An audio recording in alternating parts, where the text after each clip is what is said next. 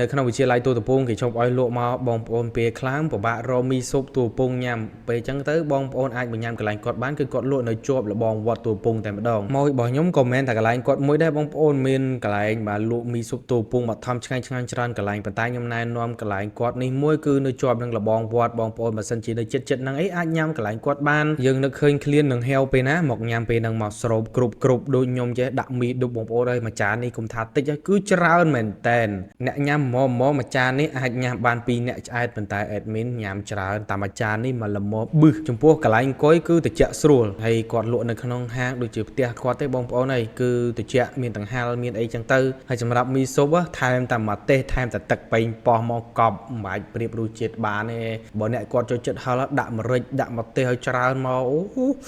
ដាក់មកជាតិហៀទឹកមាត់តម្រងបាទរសជាតិវិញគឺខ្ញុំញ៉ាំទៅឈ្ងុយបងប្អូនឈ្ងុយខ្ទឹមឈ្ងុយបាទអំបិលមីយើងដាក់បន្ថែមមិនដើម្បីឲ្យវាមានជាតិណាហើយមីស៊ុបយើងក៏ប្រៃតិចហ្មងនិយាយទៅដឹងតែឆ្ងាញ់ហ្មងបាទ